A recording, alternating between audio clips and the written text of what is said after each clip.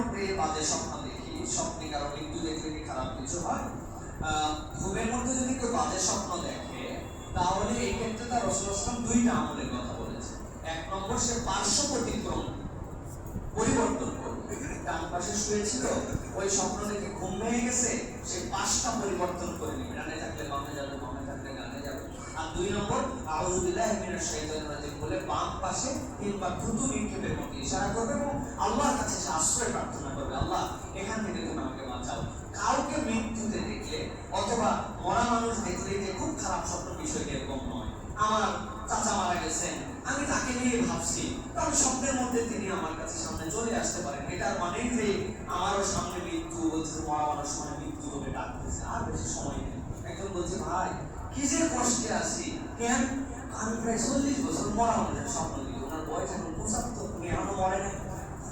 মরা মানুষ স্বপ্নে দেখলে যদি ডাকে, 75 বছর পার করলো, কষ্ট ঠিক, স্বপ্নটা একটা বাজে স্বপ্ন দেখে, কিন্তু ওনার তো মরার কথা ছিল 40 বছর, কিন্তু এখন পর্যন্ত বেঁচে আছে। সুতরাং স্বপ্নের ব্যাখ্যা এক এক সময় এক এক ধরনের হয়।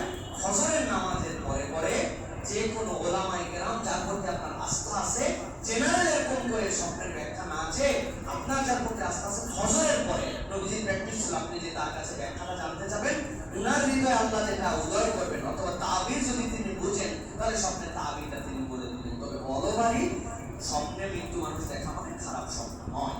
খারাপ স্বপ্ন দেখলে যে আমলের কথা বললাম, এটা প্র্যাকটিস করে ইনশাআল্লাহ দূর হয়ে যাবে।